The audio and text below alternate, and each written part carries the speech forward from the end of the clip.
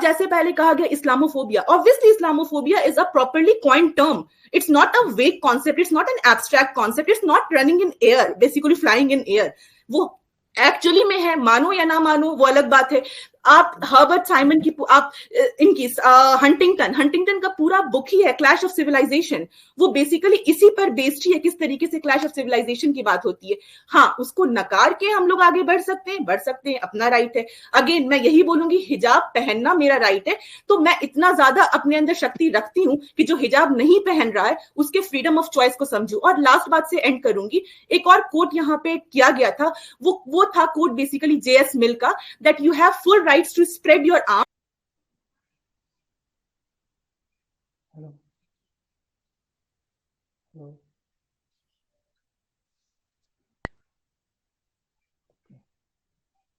Hello, जिस तरीके से hello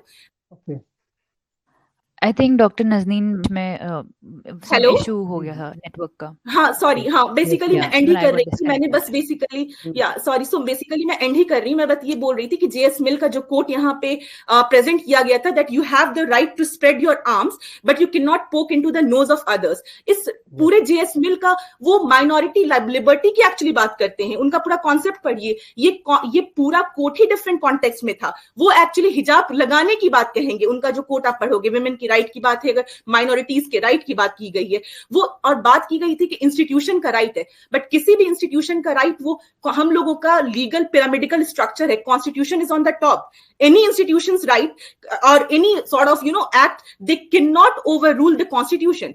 When constitution is guaranteeing it, तो institution का right कहाँ पे exist करेगा. तो basically again, and I totally respect my opponents जिनका अपना सोचने का तरीका है, और यही तो मेन बात है कि we can agree to disagree basically. So yeah. Okay, can I address the question of Kunal जिन्होंने ट्रिपल तलाक पे पूछा था? Yes, ma'am. Sure, you can go ahead. तो basically the question about triple तलाक क्रिमिनलाइजेशन, वो जो बिल है उसका नाम ट्रिपल तलाक नहीं है, उसका नाम है मुस्लिम प्रोटेक्शन बिल. उस बिल के अंदर सिर्फ ये बात नहीं की गई है कि आप इंस्टेंट ट्रिपल तलाक दे करके एक लड़की को घर से बाहर नहीं निकाल सकते हो. उस बिल के अंदर ये भी बात की गई है कि मेंटेनेंस कैसे मिलेगा, और जो मेंटेनेंस की पहले कहीं बात नहीं होती थी उसमें ये डाल दिया गया है कि डिस्ट्रिक्ट मजिस्ट्रेट जो है वो डिसाइड कर सकता है. और जो ट्रिपल तलाक की 5 पिटिशनर थी उनमें से एक पिटिशनर को उसी बेसिस पे 15 लाख रुपीस का कोर्ट ने ऑर्डर किया था, जो उनके हस्बैंड थे, और कुछ मंथली मेंटेनेंस देने के लिए. उनके हस्बैंड ने उनको इंस्टेंट ट्रिपल तलाक इसलिए दिया था क्योंकि उनकी दोनों बेटियां हो गई थी. तो ये सबसे पहले मैं क्लियर करना चाह रही थी. एंड ऑब्वियसली अभी सिर्फ इंस्टेंट ट्रिपल तलाक बैन हुआ है. आई थिंक ट्रिपल तलाक में जो यूनिलेटरल तलाक का जो मर्दों के पास राइट है वो भी चेंज होना चाहिए. आपको अगर डिवोर्स करना है, बिल्कुल डिवोर्स का राइट होना चाहिए, बट डिवोर्स इक्वल टर्म्स पे होने चाहिए. आदमियों के पास ये राइट होना कि वो अपने हिसाब से मुंह से 3 महीने में तलाक बोल के छुटकारा पा लें, वो चीज नहीं होना चाहिए. पहले डिसाइड होना चाहिए कि अगर दोनों अलग हो रहे हैं तो किस टर्म पे होंगे, बच्चे हैं तो उनका मेंटेनेंस कैसे होगा, उसके बाद डिवोर्स होना चाहिए. एक बात ये बोलना था मुझे, एंड आई थिंक हाँ बस that's it. Can I add a last point on the PFI links relevant to this? Is it are there a political motivation behind? So that was like the second part of his question. So right, I would sure. say that this particular controversy has political connection, and one of the reason around snowballing of this hijab controversy created by a very few amount of girls is also politicizing the entire incident. We know about Campus Front of India, a student being affiliated with the Popular Front of India. Then there is SIO, which is like Students Islamic Organization. All are creating ruckus by insisting Muslim students to create hijab controversy in Karnataka. Yes, there is Jamaat-e-Islami, which was banned in 2019 following the Pulwama attack when suspected with the funding the terror organization Hizbul Mujahideen, and the asset was nearly like 4,500 crores, which were confiscated, and it affected their organizations, schools, mosque, and whatsoever in J&K. And there has been news too that the student also admitted in this particular institution that is in question for the controversy that they started wearing hijab in college back in like December 2021, stating that there is no rule in the college rule book banning hijab in college premise. This situation is just has become an epicenter for the PFI to just start again with their communal and political event. And both CFI and SIO student wing, which are the famous student wing of Jamaat-e-Islami, have even approached the authorities of this particular institute in question on December 30th, 2021, to allow Muslim girls to wear hijab. There are international funding that we know that are received for activities that are associated to breaking India. There are journalists who said and have quoted that there are funding to increase financial grant to radical Islamic organizations so that they can create awareness and promote Islamic dress code in Kerala. And there are also proof of how there is sleeper cells present in this particular region. So I think these are all not some event that just erupted out of nowhere. These are all planned events and are making it pan-India out of proportion and are creating unwanted scare. So of course, I think that there is a political element to that too. So, and countering to other point that hijab in itself is a right, but there are other things that is also written in the Quran about kafirs. There are that it is written about not eating certain things. So I also have my choice to do and not to do, and to be in the mainstream and to promote education. And hijab controversy is our topic and not something about Hindutva ideology. So I think that's my point. Thank you everyone for your answers, for your remarks. I would it's a personal Can question I of add mine. one thing? Yeah, only? sure ma'am. Yeah, Yeah. sure, you can go ahead. Just want to say कि someone is saying कि जो लोग हिजाब के लिए मतलब उसको defend करने के लिए आर्ग्यूमेंट दे रहे हैं, they are very strong, but when you listen to those arguments, they are saying कि the people, women, it is written and it is the hadith कि the women who are not wearing the hijab, they will rot in the hell. What kind of argument it is? They are saying कि they are indecent women. इस तरह के argument court में लेके जा रहे हैं. And then there are so many things written in Quran. वहां पे क्रिमिनल लॉ है जहां पे चोरी करने पे हाथ काट दिए जाते हैं.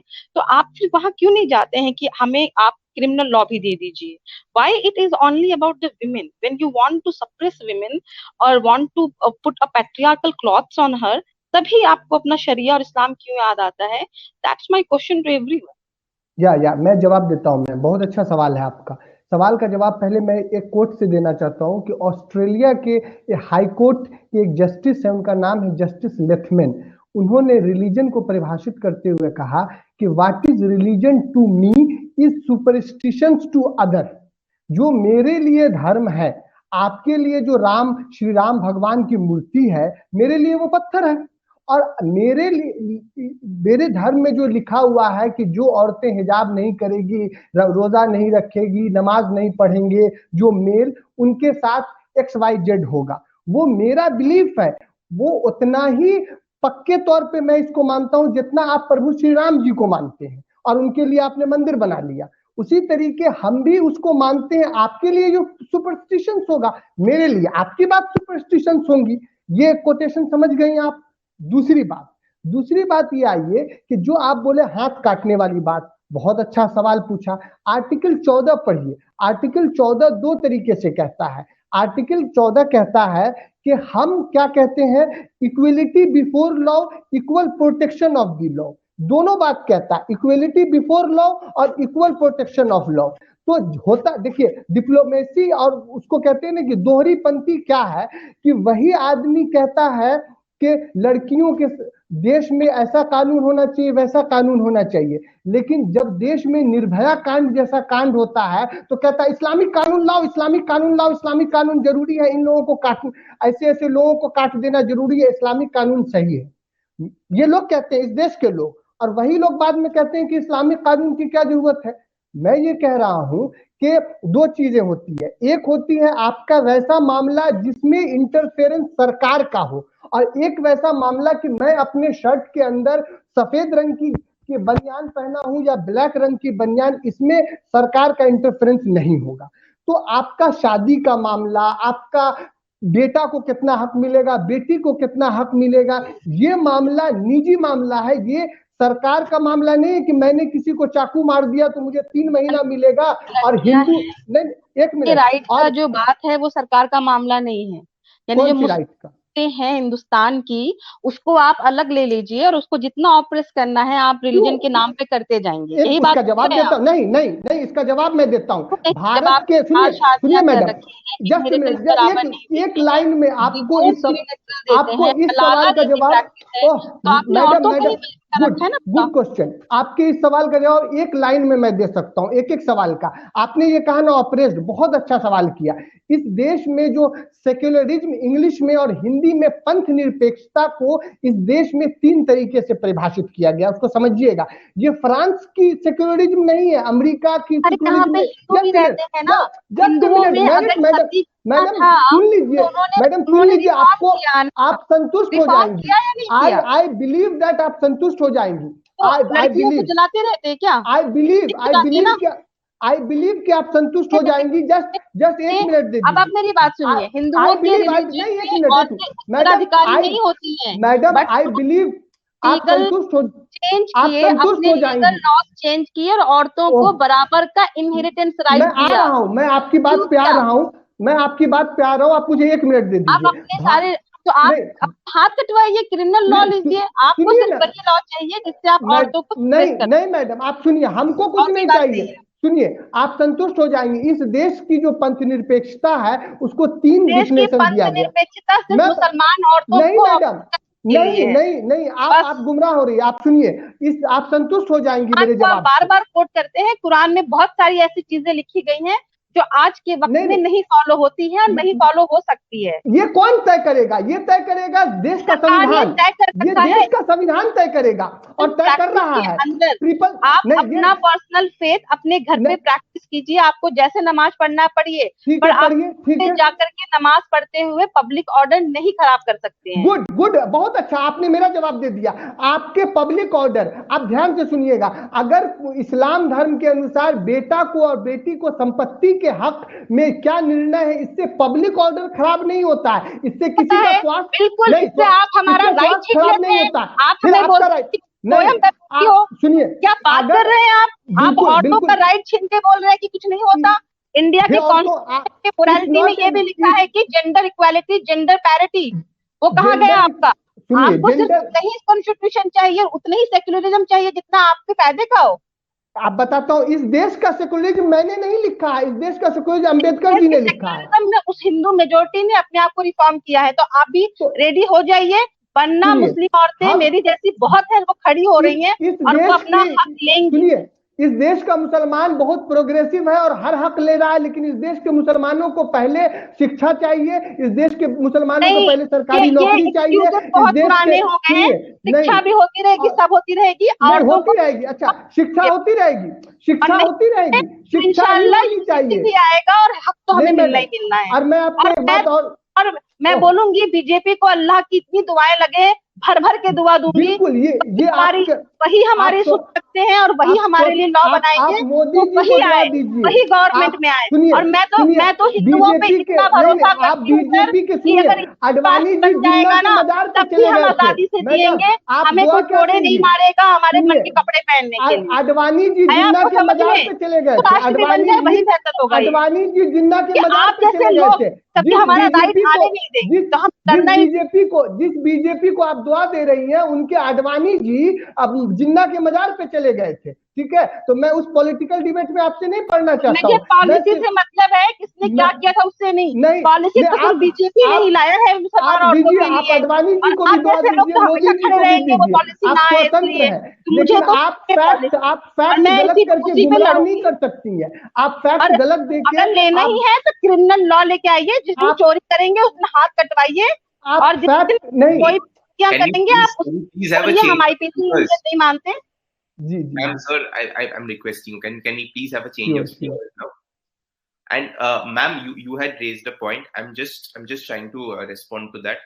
I completely agree with you. Some of the arguments that were made before the High Court were actually bizarre, and they should be disregarded and they should be criticized in the fullest.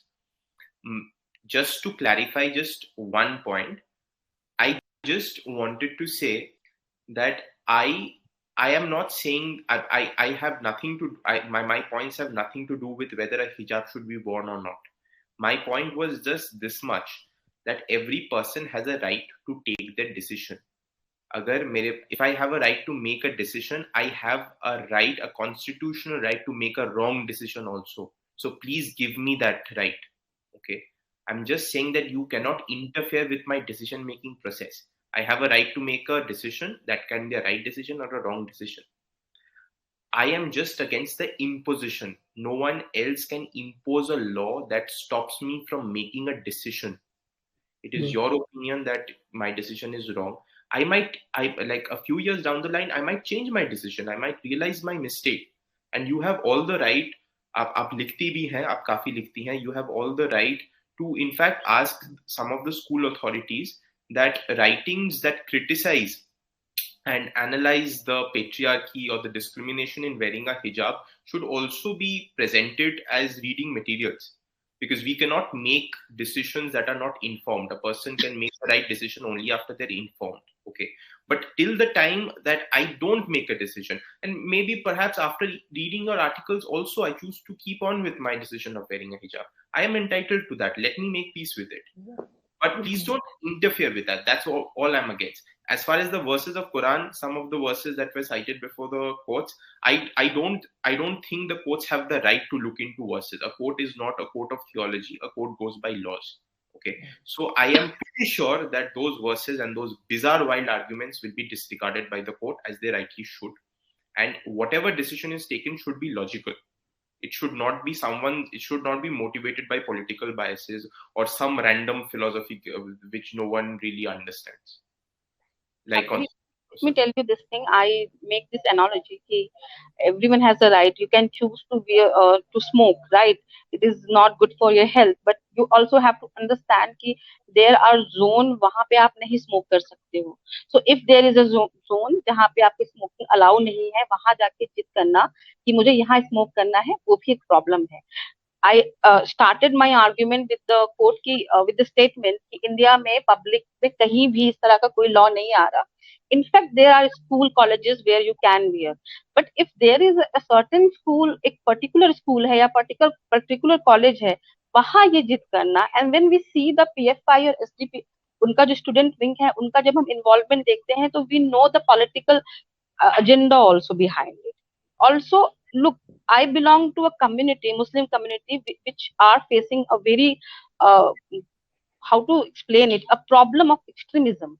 हमारे अंदर बहुत ज़्यादा problem है. So there are so many elements outside of India who wants to promote that kind of ideology. वो कश्मीर में already हो चुका है एक बार सक्सेसफुल, वो इंडिया में ना आए, वो बात भी हमको समझनी पड़ेगी. तो जब हम इसमें PFI का देखते हैं एक इन्वॉल्वमेंट, तो हमें वो चीज भी ध्यान में रखना पड़ेगा. प्लस इंडियन मुस्लिम को अब आगे आके मानना पड़ेगा कि आप जिन हिंदुओं को देखते हैं या उनसे उनके क्रिटिसिज्म करते हैं, आप ये बात एक्सेप्ट कीजिए कि हिंदू सोसाइटी ने सामाजिक न्याय को इतना अपनाया है, एटलीस्ट पूरी तरह से नहीं, प्रैक्टिकली नहीं करते हैं. ग्राउंड पे हो सका. मैं हिंदू रिलीजन के प्रैक्टिस को देश का कोई मुसलमान क्रिटिसाइज नहीं करता है. क्यों करेगा? वो बात नहीं कह रही हूं कि करता है, एक्नॉलेज किया है बहुत सारी चीजें. हिंदू हमारे हिंदू मित्र कन्हैया जी की पूजा करते हैं, राम जी की पूजा करते हैं, तो मैं उन्हें क्रिटिसाइज थोड़ी करता हूँ. तो आप कह रही हैं कि मुसलमानों को चाहिए कि वो हिंदू को क्रिटिसिज्म करने से पहले खुद को देखें. मैं कह रही हूँ कि मुसलमानों को चाहिए कि वो हिंदुओं को देखें कि किस तरह से उन्होंने अपनी सोसाइटी में रिफॉर्म लाया, किस तरह से उन्होंने अपनी औरतों को बराबर का, किस तरह से उन्होंने एक्नॉलेज किया कि casteism is not the right thing, and we should also learn and implement all those constitutional values की हम बात करते हैं. कॉन्स्टिट्यूशन में जेंडर इक्वालिटी को प्रमोट करना भी लिखा हुआ है सर. ठीक है. हमारे अंदर मैं सुनिए, आप कह रही हैं कि देश के मुसलमानों को हिंदुओं को देखकर सीखना चाहिए. मैं एक बात कहता हूँ, सीख कोई भी किसी से सकता है, अच्छी बात है सीखना. लेकिन एक बात बताइए आप, ये तो वो वाली बात है कि राहुल गांधी ये कहे कि हमको बीजेपी से सीखना चाहिए और बीजेपी कहे राहुल गांधी से सीखना. जब मुझे पता है कहां से सीखना चाहिए और मैं आराम से उस पर चल रहा हूं, बिना किसी को डिस्टर्ब किए चल रहा हूं, हूँ और अच्छे से चल रहा हूँ, तो हमें जबरदस्ती सीखने की जरूरत नहीं है। हमें आपको सीखना लगता है वो जो 5 औरतें थी जिन्होंने PIL डाला था तलाक के अगेंस्ट, उनको हाँ, प्रॉब्लम नहीं थी? आपको लगता मैं है वो औरतें वो जो all India Muslim personal board में पार्टिसिपेट करने के लिए कब से लड़ रही थी, उनको प्रॉब्लम नहीं थी? आप जाके देखिए 2015 में भारतीय मुस्लिम महिला ने एक सर्वे कराया था, उस सर्वे के हिसाब से 92% मुस्लिम विमेन जो विक्टिम रही हैं, उन्होंने बोला है कि बहु विवाह बंद होना चाहिए। आप कभी अपनी अच्छा, औरतों से पूछते हैं? नहीं ठीक पूछते हैं। ठीक, और बिल्कुल आप पूछते हमेशा हैं मैडम, विविधता और बिल्कुल सेक्युलरिज्म के पूछते हैं। नाम सुनिए पे मैडम, बोलते हैं तो आपका हम सवाल का जवाब मैं परफेक्ट है, देता आप हूँ। परफेक्ट नहीं सुनिए, है, नहीं, नहीं है मैं परफेक्ट। परफेक्ट नहीं, मैं सीख रहा सर हूँ एंड और मैम, लगातार सीख मैं रहा हूँ। आपको जस्ट लास्ट लाइन मैडम ने कहा, एक बात कहा कि बहु विवाह पर मैं एक लाइन, चूंकि ये टॉपिक नहीं है इसलिए एक लाइन बोलना चाहता हूँ कि एक बात बताइए, एक पति अगर 2 पत्नी रखता है, दो पत्नी रखता है, बहु विवाह हो गया, दोनों को पत्नी बनाकर रखता है, दोनों को समान पत्नी होगी तो दोनों का राइट है, ठीक, वो ज्यादा अच्छा है कि एक पति एक पत्नी रखता है और 4 औरतों के साथ अलग से संबंध रखता है? ये बताइए हमारा भारतीय समाज क्या कहता है? रिलीजन को छोड़ क्यों दीजिए। चूज नहीं करेंगे? नहीं, सुनिए, इसमें हमारे वो देश ऑप्शन है, में, वो सिर्फ सुनिए, पत्नी हमारे रखिएगा, देश और में अगर उसको दूसरी औरत रखनी है तो वो अगर औरत जो है वो कोर्ट में जाएगी।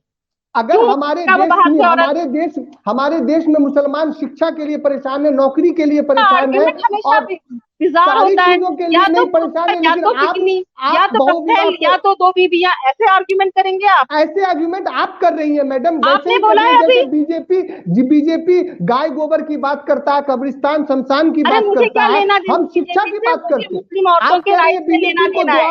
बीजेपी की हाँ दुआओं दूंगी, दे रही जब है, अगर वही तो पॉलिसी आपको बनाएंगे लेना उन्हीं को देना दुआ है, दूंगी। मुझे नहीं देना आप है। लोग क्यों नहीं खड़े हो रहे? मुझे आप खड़े होइए, मैं आपको भी दुआ दूंगी। मुझे खड़ी होइए, आप मुस्लिम औरतों आप के राइट संविधान पे, पे आपको बिलीव भी दुआ करती हैं, दूंगी मैं। आप संविधान पे बिलीव करती हैं, मैं आप संविधान पे चलता करते हूँ, हैं, दीजिए आप नहीं दुआ। करते संविधान पे बिलीव, आप संविधान का इस्तेमाल करते हैं, और ये इस्तेमाल सिर्फ आपके अपने मैं फायदे बिलीव भी के लिए करता होता है। हूँ, मैं वरना बिलीव आप करता हूँ लोगों ने इसलिए इस्तेमाल मुसलमान करता औरतों को हूँ। राइट दे दिए होते अगर आप संविधान की बात करते, मानते उसको तो। आई थिंक बिल्कुल ये राइट है। इससे ज्यादा मैं आर्ग्यूमेंट नहीं कर सकती हूँ, आपको जो एक अंतिम बात, मैं एक अंतिम बात बता रहा हूँ, ये जो हिजाब पे बात हो रही, लास्ट लाइन है, फिर शायद आप मुझे बोलने को नहीं बचेगा।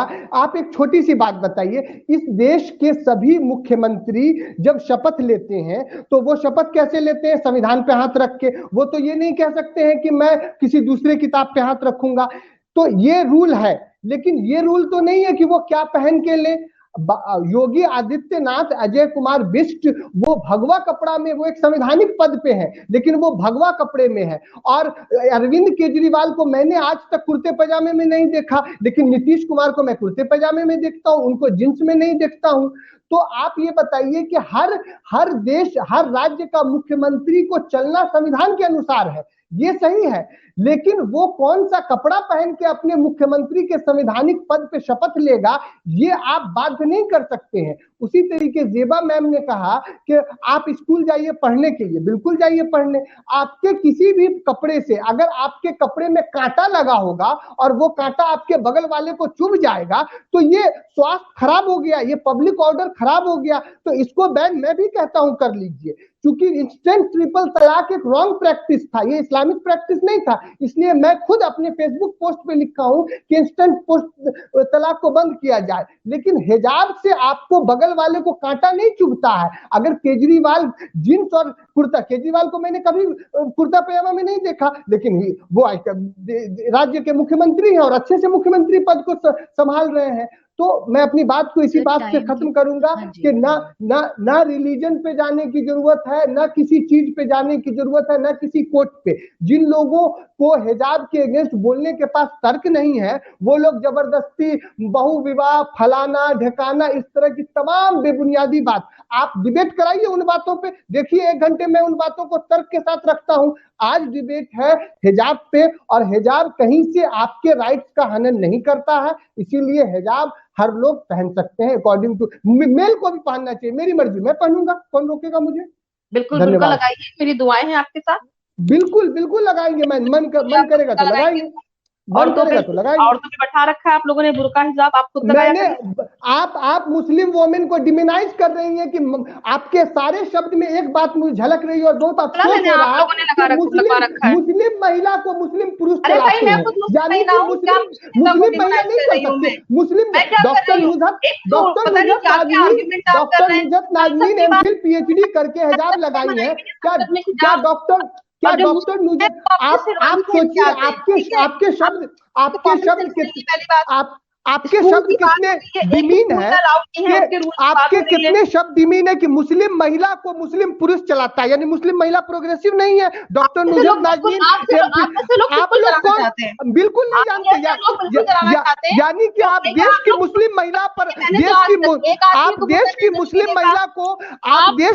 महिला को योग्य नहीं समझती है। आप देश की अपनी औरतों को कंट्रोल में रखते हैं। नहीं मैडम, आप बेइज्जती कर रही हैं, आप देश की मुस्लिम महिला की बेइज्जती कर रही हैं, आप देश की मुस्लिम महिला की बेइज्जती कर रही हैं, आप देश की मुस्लिम महिला को योग्य नहीं समझ रही हैं। आप देश की मुस्लिम महिला को, मैडम आप मुस्लिम होके एक लास्ट क्वेश्चन एक आया है, बहुत दुर्भाग्य की बात है मैडम, सॉरी टू से, कि मुस्लिम महिला होने के बावजूद ये देश की मुस्लिम महिला को योग्य नहीं समझती है, योग्य नहीं समझती है, जो मुस्लिम औरतों के ऊपर बुर्का लगाना चाहता है। आप देश की मुस्लिम महिला को योग्य नहीं समझती है। देश की मुस्लिम महिला आपसे ज्यादा योग्य है, देश की मुस्लिम महिलाएं आपसे ज्यादा योग्य है, आप उनकी योग्यता पर प्रश्न चिन्ह मत उठाइए। रखना चाहते हैं आप, अम्बेडकर जी ने कहा था, हम कौन होते हैं रखने वाले? देश की मुस्लिम महिला योग्य है, देश की मुस्लिम महिला योग्य है मैडम। आप मैडम सुनिए, देश की मुस्लिम महिला योग्य है, आप बिल्कुल क्यों नहीं सुनते हैं? सुनिए, आप देश की मुस्लिम, आप पैट्रियार्कल सोसाइटी के रहने वाले वो मर्द हैं। नहीं मैडम, आप अपने स्टेटमेंट को, आप अपने बहुत हो गया है आप लोगों का, आप लोगों को बहुत हो गया है। मूल्यांकन कीजिए, आपके शब्द नाम करके शेमिंग करके उसको चुप कराना आप देश की मुस्लिम महिला को अयोग्य समझती हैं।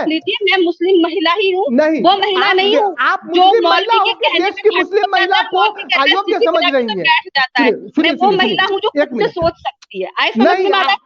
सुनिए, आप मेरी बात सुनिए। महिलाओं को जिनको आप महिला बैठा देते हैं, आप महिलाओं में से नहीं, देश की मुस्लिम महिला को अयोग्य करार दे रही है। ये बड़े ही दुर्भाग्य और शर्म की बात है। बस एक बात, सॉरी, एक बात कहूंगी, एक सिंपल सी बात यहाँ पे बार बार कही जा रही है कि आप किसको सुनते हैं। मेरी बात ये होगी कि सिर्फ अगर हिजाब ये पैट्रियार्कल नोशन की तरह समझा जाता है, तो फिर जीन्स और टॉप मैं बोलूंगी वेस्टर्न नोशन की तरह समझा जाता है। आप वेस्टर्न सोसाइटी को सुनते हो?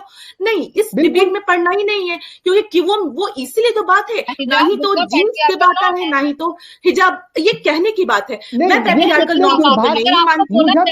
आप जहन्नम में जाएंगी, आप एक बुरी औरत हैं, दुर्भाग्य की बात है। पैट्रियार्कल नॉर्म नहीं है तो और क्या है? आपको पैट्रियार्कल नॉर्म समझना चाहिएगा। जब आप पहली बात है, ये जीन्स पहन करके इंसान का माइंड ब्रॉडन अप हो जाता है, ये एक तरह का नॉर्म है। एक्चुअली ये संकीर्ण विचार है। You must be in the position to understand ये जहाँ एक पीस ऑफ क्लॉथ को ऑपरेशन बोला जाए, जहाँ पे एक पीस ऑफ क्लॉथ को ऑपरेशन बोला जाए, तो वहां पे दूसरे पीस ऑफ क्लॉथ को किसी और टाइप का साइकोलॉजिकल स्लेवरी, अभी तक हम अपनी मानसिक साइकोलॉजिकल स्लेवरी बाहर नहीं आ पाए। वहाँ लड़कियां लड़ रही है, जाके देखिए, मैं आपका रिस्पेक्ट कर रहा हूँ। मैं आपको बताती हूँ, साउथ अफ्रीका में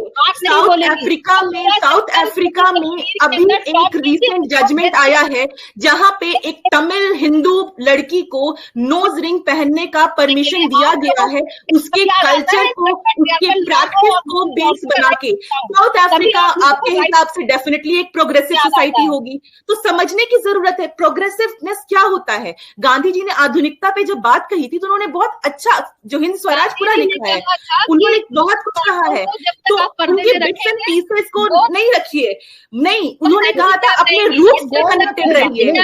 रूट्स पे उन्होंने वेस्टर्नाइजेशन को क्वेश्चन किया है मैडम, हिंद स्वराज पे उन्होंने वेस्टर्नाइजेशन को क्वेश्चन किया है। There should not be linear definition of development, there should not be linear and very limited notion of development, education, ये नहीं है। उसे उसके ब्रॉडन अप कीजिए। हाँ, कोई हिजाब लगा के सोच सकता है, इस बात को समझिए। मैं आपको नहीं बोलती हूँ, मैं आपको डेफिनेटली नहीं बोलती हूँ, मैं आपको नहीं बोलती हूँ कि आप हिजाब पहन के आइएगा तभी आप लिबरेटेड होंगी। मैं ये आपको नहीं बोलती हूँ कि आप हिजाब पहन के आइएगा तो आप लिबरेटेड होंगी। तो आप प्लीज ये ना बोलिए कि मैं हिजाब उतार के आऊंगी तो ही मैं लिबरेटेड होंगी। Liberation and empowerment is from mind.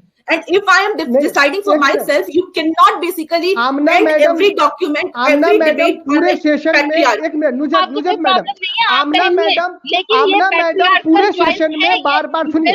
Amna madam मैं हमेशा लड़ूंगी क्योंकि ये आइडिया पैट्रियार्कल है जो हमारे समाज ने बोला कि अगर नहीं पहनोगी तो तुम्हारे साथ अच्छा नहीं होगा। आप अपने पूरे भाषण में आप ये कह रहे हैं कि महिलाओं को दबाया जाता है। with this debate, idea patriarchal है। Yes, ma'am.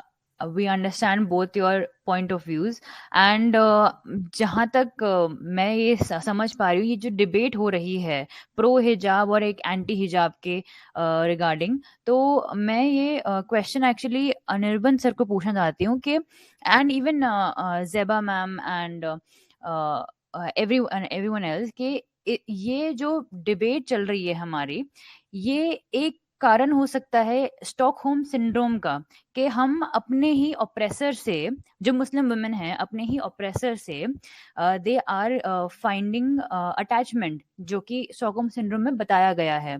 तो क्या ये एक रीजन है इस डिबेट के होने का, इस एग्जिस्टेंस का भी? Anirban sir, you would like to chip in? I'll just go on first.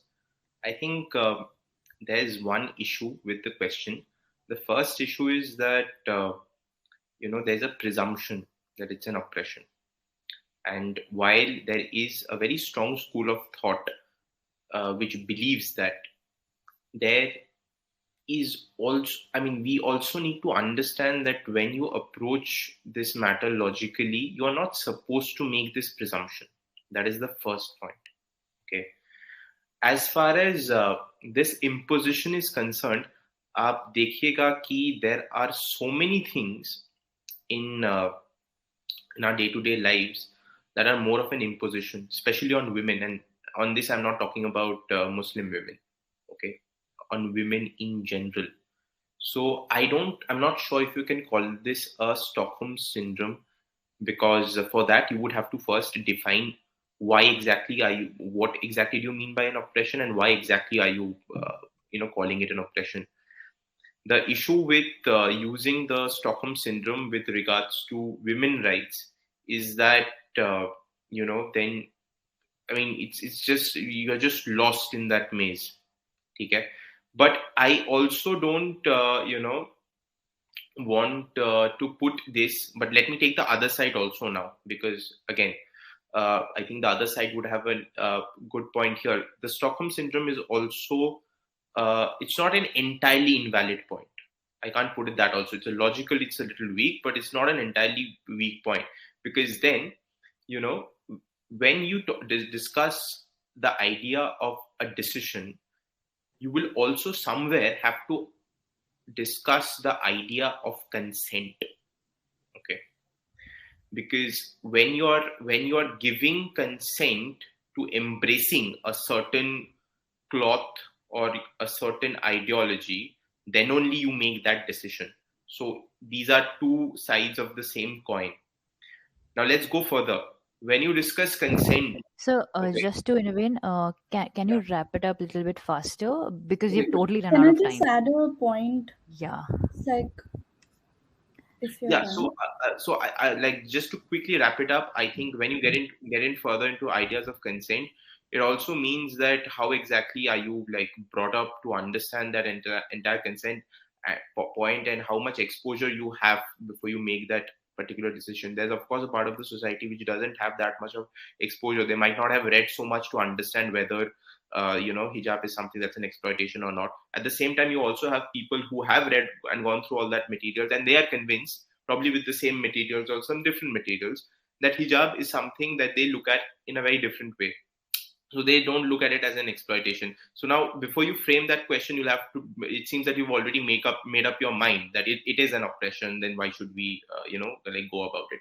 Don't make that assumption if you don't have overwhelming materials on that, because the material you have in any case is open to interpretation. I would put it to that. All right. Thank you, sir, for your remarks. And I would like to give the chance to Yashovardhan Tiwari for the closing remarks of the session. Thank you. Am I audible? Yes, you are. Okay. So first of all, a very, very big thank you to all the panelists who have participated today on behalf. And at least for the second part of the session, it was an extremely heated and an extremely intense session, and which actually makes us realize the serious nature of the concern and the topics that we are dealing with. And I'm sure that the people who have participated today along with us, and obviously the panelists as well, who have heard each other's ideas, opinions, points of view, try to take the other perspective into consideration and also work on their own perspectives as well, because we do realize that this is a very, very sensitive issue, and which was again very clear during the entire session. So without taking any further of your time, again, thank you so much, Muhammad Ali sir, Amana ma'am, and also Nazneen ma'am, Zeba, Mehek, and obviously Anirban. Thank you so much for your remarks, for your points, and for your opinions, and placing them here and having this discussion. And I guess Anirban has also made some serious points actually, and to be honest, I also do think to some extent along those lines. I mean, the main point which he has definitely put before us, and which all of us should consider, is that we really need to question the theories, the constitutional theories that are in place. Because you see, this whole debate about the entire hijab controversy, about its consequences, whether it's banning it or whether it is allowing it, about its consequences in terms of women's education, it is again and again related to both the political and the legal, intricately related with each other. And how do we deal with these intricacies is something which we really need to understand. So I guess we will be having many more sessions on similar topics, on other topics as well. And I would request all the panelists and the participants to help us, more young minds, upcoming minds who have a zeal to debate, discuss, and throw out ideas in the open. And with this, I would take your leave, and thank you again, everyone. So yeah, pleasure meeting you all, and pleasure witnessing today's discussion.